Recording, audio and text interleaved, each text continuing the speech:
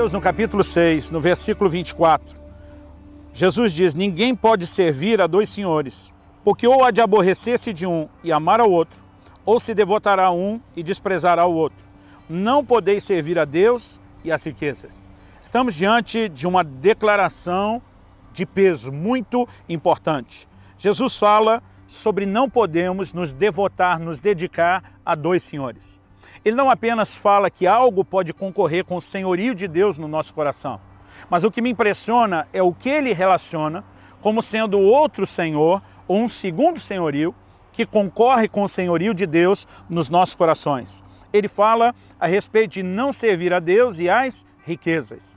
A primeira coisa que eu e você precisamos entender é que o problema não é o dinheiro em si. Eu tenho visto muitas pessoas aplicarem de uma forma errada essa declaração de Jesus e eles praticamente declaram que o dinheiro parece ser algo errado, sujo, pecaminoso ou comprometedor. A palavra de Deus nos faz perceber que o problema não é o dinheiro, o problema é o amor ao dinheiro. Assim como, por exemplo, o problema na vida de alguém não é necessariamente a comida. Comer é necessário para a subsistência. Agora, uma relação errada com a comida pode se tornar gula e pode se tornar errado. O errado, por exemplo, na vida do cristão não é o sexo, é a prática do sexo fora do propósito para o qual ele foi criado dentro do casamento. Nós não cremos que o sexo sirva só à procriação.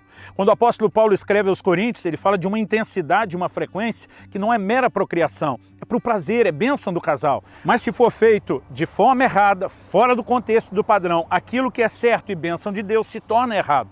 Nós, da mesma forma, não podemos olhar para o dinheiro como se o dinheiro em si é que fosse errado. E 1 Timóteo, capítulo 6, versículos 9 e 10, Paulo diz: ora, os que querem ficar ricos caem em tentação e cilada em muitas concupiscências insensatas e perniciosas, as quais afogam os homens na ruína e perdição. Porque o amor do dinheiro é a raiz de todos os males. E alguns, nessa cobiça, se desviaram da fé e a si mesmos se atormentaram com muitas dores. Outro dia eu conversava com um irmão e ele me disse: pastor, já dizia a Sagrada Escritura, o dinheiro é a raiz de todos os males. Eu falei para ele: a Bíblia nunca diz que o dinheiro é a raiz de todos os males. Ele disse: não, eu tenho certeza. Eu falei: me diga onde. Ele falou: não, está em algum lugar lá que eu não lembro, que talvez o senhor me ajude a achar. Eu abri o texto, falei: você deve estar falando desse texto. Ele falou: é esse mesmo, ó, o dinheiro é a raiz de todos os males. Eu falei: não, a Bíblia diz aqui que o amor ao dinheiro é a raiz de todos os males e não o dinheiro. Ele na hora me olhou e falou: qual a diferença? Eu falei: a diferença é enorme. Porque amar ao dinheiro é o que pode estar na vida de alguém, mesmo quando a pessoa não tem dinheiro. Se o dinheiro fosse a raiz de todos os males, só teria problema quem tem dinheiro. Agora, alguém pode não ter um tostão no bolso, pode estar falido, mais quebrado que arroz de terceira, como a gente costuma dizer no sul, e ainda assim ter a raiz de todos os males. Por outro lado, a Bíblia também nos mostra que alguém pode ter dinheiro sem se prender a ele. O Salmo 62:10 diz: se as vossas riquezas aumentam, não ponhais nelas o coração. Deus não diz: se sua riqueza aumenta, jogue tudo fora. Ele diz: não ponha o coração. Como disse alguém com muita propriedade, errado não é o crente ter dinheiro. Errado é quando o dinheiro tem o crente. Alguém definiu a avareza de forma parecida e diz: o avarento não possui as coisas, são as coisas que o possuem. Nós precisamos entender que errado não é o dinheiro em si, mas é uma relação equivocada, uma relação errada que a gente pode ter com o dinheiro. Por quê? Se houver essa relação onde o dinheiro exerce fascínio sobre nós, então nós temos um concorrente, nós temos alguém que está disputando o lugar do senhorio de Deus no nosso coração. Em Colossenses, no capítulo 3, no versículo 5, o apóstolo Paulo chama a avareza de idolatria. Ele diz: um crente avarento, apegado demais ao que é material, ele tem um falso Deus, um falso ídolo na sua vida. Ele tem alguém que está disputando uma posição com o lugar que pertence só ao Senhor.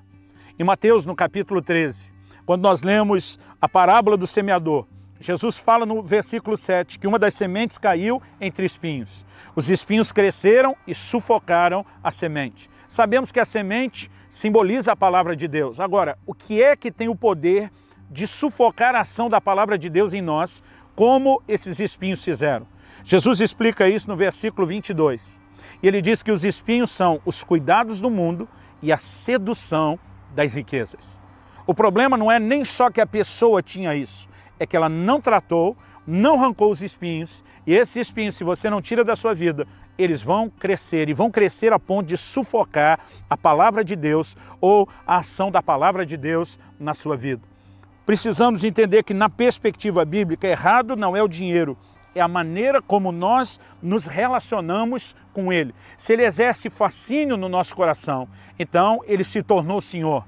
Mas se nós o colocamos no lugar devido, e eu gosto quando o livro de Atos fala por 3 vezes que as pessoas traziam o dinheiro das ofertas aos pés dos apóstolos. Eu entendo que isso possa, por um lado, ser figurado, mas a repetição disso por 3 vezes me leva a acreditar que eles faziam isso de forma literal. Eu particularmente imagino, isso é só minha opinião na doutrina, que os apóstolos colocavam o pé em cima daquele dinheiro entregue como uma forma de declarar aqui o dinheiro, ele é servo, ele não é senhor.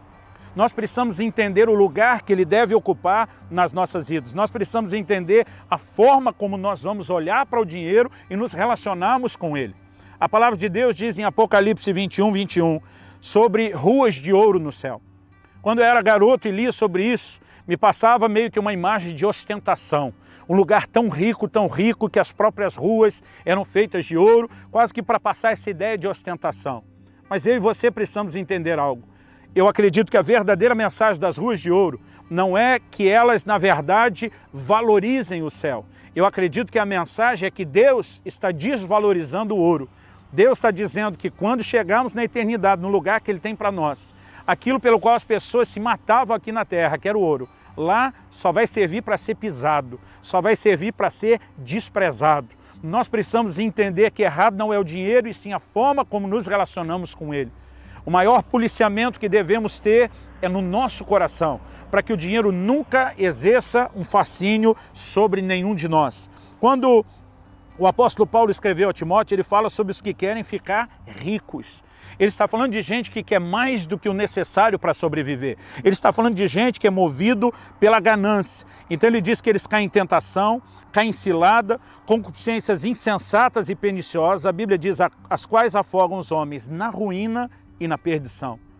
Isso não traz problemas só no âmbito natural. A Bíblia diz, muitos nessa cobiça se desviaram da fé e a si mesmos se atormentaram com muitas dores. A palavra cobiça define o grande problema. Amor ao dinheiro é a cobiça, é aquele desespero por ter, é a falta de contentamento, é uma valorização exagerada. E isso tem se tornado um problema sério para o homem na sua relação com Deus. Quando a Bíblia fala a respeito de não ter um segundo Senhor concorrendo com o senhorio de Deus na nossa vida, a Bíblia está falando sobre blindarmos o nosso coração contra a ganância, contra a avareza. Quando lemos na palavra de Deus, honra o Senhor com os teus bens, com as primícias de toda a tua renda, a Bíblia está falando de uma atitude de honra. O verbo honrar significa distinguir, fazer distinção, fazer diferença. A pergunta a ser feita é, Deus necessita da honra? Deus precisa dela? Ele tem alguma necessidade da honra? Não. Um dos significados do nome El Shaddai no Velho Testamento significa não só o Todo-Poderoso, mas de acordo com estudiosos significa o Deus que é mais do que suficiente. Ele é absoluto e completo em si mesmo. Ele não tem necessidade ou falta de coisa nenhuma. E nós podemos afirmar categoricamente, ele não precisa da honra. Mas por que ele pediu honra? Em Malaquias capítulo 1, versículo 6, ele diz, o filho honra o pai, o servo honra ao seu senhor. Então ele diz, se eu sou o pai, cadê minha honra? Se eu sou o senhor, cadê o respeito para comigo? Porque a expectativa de Deus de que haja honra, e honra específica como Provérbios 3, 9 e 10 nos diz nas finanças. Porque justamente essa é a área que mais concorre com o senhorio de Deus. Então o pedido de honra é Deus dizer, coloque o dinheiro no lugar dele, debaixo dos seus pés. Me coloque no meu lugar, numa posição de senhorio. E não deixe que essas coisas se confundam. E não deixe que essas coisas se misturem. Nós precisamos entender que se por um lado precisamos crer que o plano e o propósito de Deus é trazer provisão para as nossas vidas e para cumprir o plano e o propósito dele, não podemos nos deixar enganar por uma mensagem equivocada sobre a forma de relacionar com o dinheiro.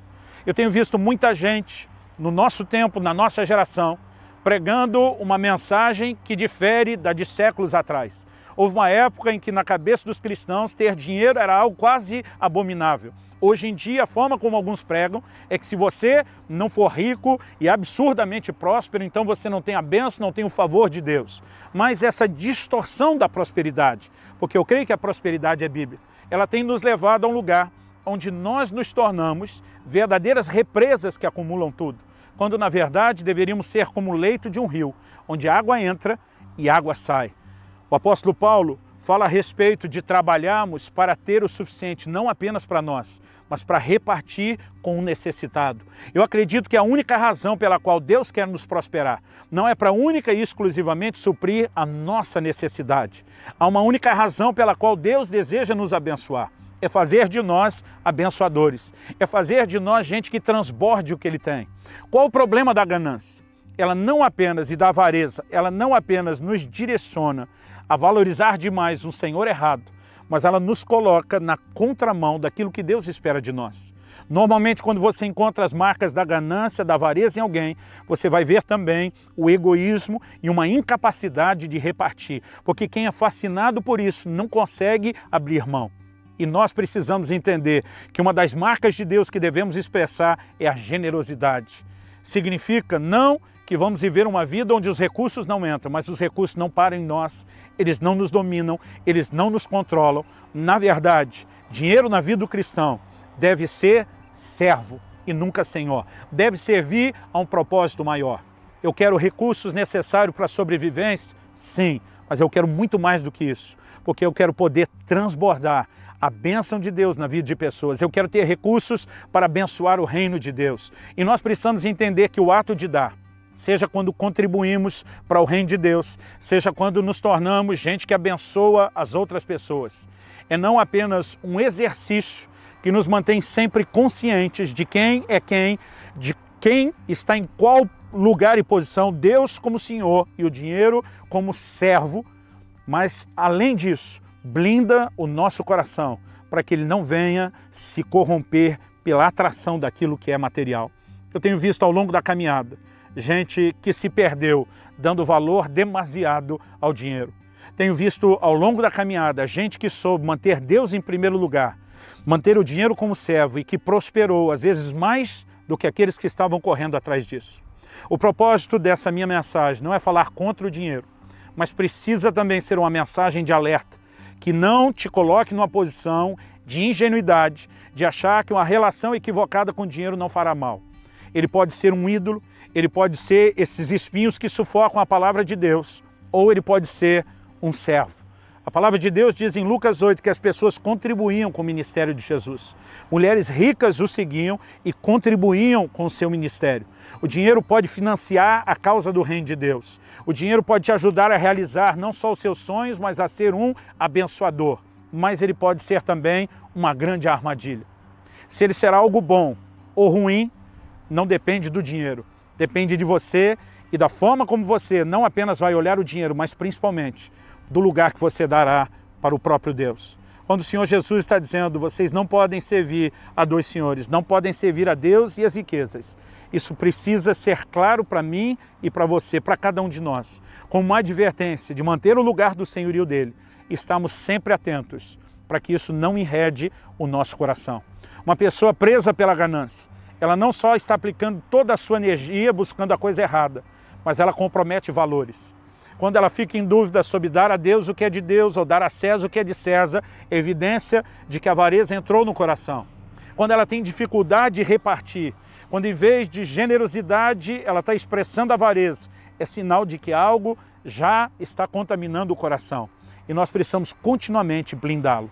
Que o Senhor te ajude a andar nesse lugar de vigilância, de discernimento, de atenção e, acima de tudo, de valorização do senhorio de Deus contra aquilo que talvez mais concorra com o senhorio dele, uma relação errada com o dinheiro.